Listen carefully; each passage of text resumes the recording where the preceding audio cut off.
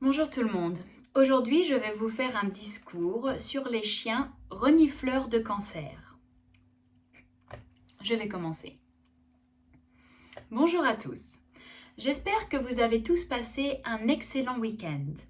Peut-être que vous êtes allés au cinéma, au restaurant ou encore au centre commercial.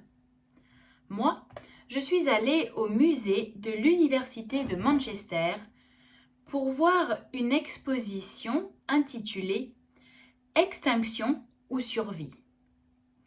Cette exposition nous parle d'extinction en prenant l'exemple de plusieurs espèces animales et végétales qui ont déjà disparu depuis la création du monde. J'étais vraiment triste de voir qu'il existe autant d'animaux et de plantes que nous ne verrons jamais, comme le dodo de l'île Maurice par exemple. Certaines espèces sont pourtant très utiles pour notre environnement, et de gros problèmes surviendraient si ces espèces venaient à disparaître. Prenons le cas des abeilles par exemple. Sans leur pollinisation, plus de fruits. Et il est vrai que je préfère souvent une bonne glace à la vanille plutôt qu'un pruneau tout mou, mais nous sous-estimons largement les conséquences d'un monde sans insectes. De manière générale, les animaux sont très utiles.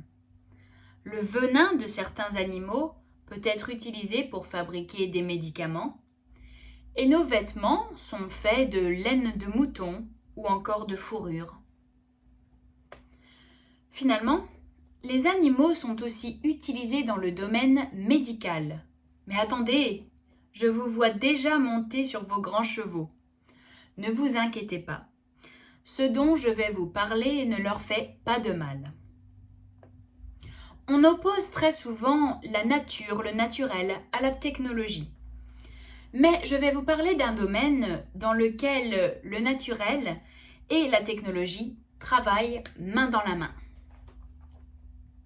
Et je vais vous parler du meilleur ami de l'homme, le chien. Le chien est bien connu pour son odorat très développé.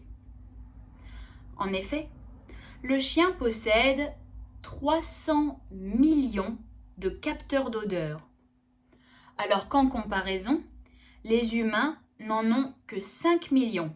C'est 60 fois moins. De plus, les chiens possèdent 2 organes capables de capter les odeurs au niveau du nez, tandis que les hommes n'en ont qu'un seul.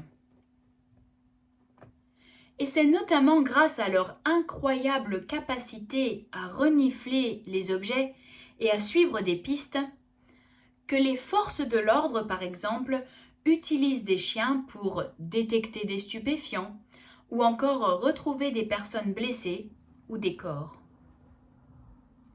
Ceci est possible grâce à l'odeur très spécifique qui se dégage de ces objets et de ces indices. En apprenant ces chiens à isoler l'odeur que l'on recherche, on peut alors utiliser ces chiens pour retrouver l'objet ou la personne recherchée.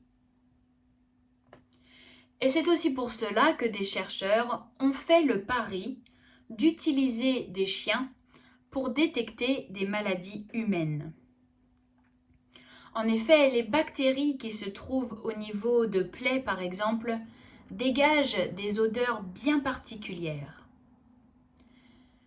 Les premiers essais de ce type ont formé des chiens à détecter des patients diabétiques ou même allergiques. Mais le flair de nos amis à 4 pattes ne s'arrête pas là. Et une étude tente à présent de dresser des chiens afin de détecter des patientes atteintes de cancer du sein. L'odeur dégagée par les cellules cancéreuses serait légèrement différente de l'odeur dégagée par les cellules saines, c'est-à-dire les cellules qui ne sont pas malades. Cette différence est trop subtile pour l'odorat humain, mais pas pour celui du chien. Tout comme pour les stupéfiants, le cancer du sein semble libérer des odeurs bien particulières. Reste maintenant à dresser les chiens à reconnaître ces odeurs. Et ces chiens sont formés comme ils le seraient pour détecter des explosifs, par exemple. Pour tester leur capacité, une phase test a été lancée sur une cohorte, c'est-à-dire un groupe, de 130 femmes. Les patientes devaient porter contre leur peau une petite lingette pendant la nuit. Cette lingette s'imprègne de leur odeur et est ensuite présentée aux chiens. Et ce n'est pas tout. Selon la même étude, les 2 chiens qui ont été utilisés pour ce test ont détecté le cancer du sein avec un taux de précision de 100%. Des résultats donc jugés très positifs qui confirment la pertinence de l'étude et qui pourraient nous permettre de passer à l'étape suivante, un essai clinique plus long et avec plus de patientes. Cette étude serait réalisée avec 4 chiens.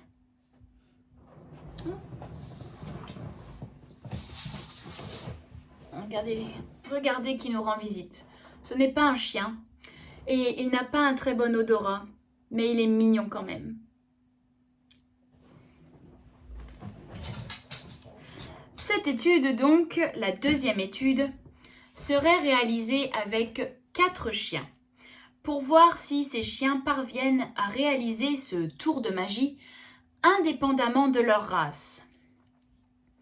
Cette étude devrait durer 3 ans et impliquer 1000 patientes. Si l'on parvient à démontrer l'efficacité de cette méthode, il s'agirait d'un dispositif simple, non invasif et peu coûteux. Des qualités qui pourraient permettre d'étendre ce genre de processus dans les pays en voie de développement, où la technologie manque parfois. Surtout, cela pourrait offrir un dépistage plus précoce et donc une meilleure prise en charge des patientes qui auraient donc une plus grande chance de guérir. Et c'est ce qui s'est passé pour Claire. Claire est une dresseuse de chiens renifleurs de cancer. Et sa propre chienne, appelée Daisy, lui a très certainement sauvé la vie.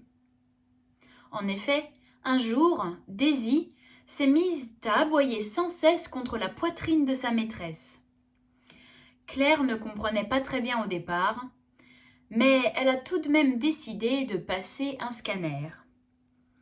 Et grâce à son infirmière à 4 pattes, Claire est en rémission depuis 6 mois maintenant. Après avoir sauvé sa propre maîtresse, Daisy a continué à déceler des cancers.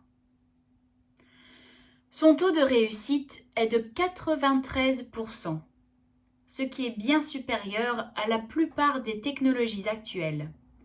Et la procédure est encore une fois bien moins contraignante. Les chercheurs tentent d'utiliser les capacités de ces chiens pour mettre au point une machine qui détecterait à son tour les cancers. Une sorte de nez électronique, si vous voulez. À l'origine de ce projet, il s'agissait de se concentrer sur la nécessité de simplifier le diagnostic du cancer du sein. Cependant, grâce aux excellents résultats obtenus, l'équipe travaille désormais ou projette en tout cas d'étendre cette méthode de dépistage à tous les types de cancers et notamment au cancer de l'ovaire.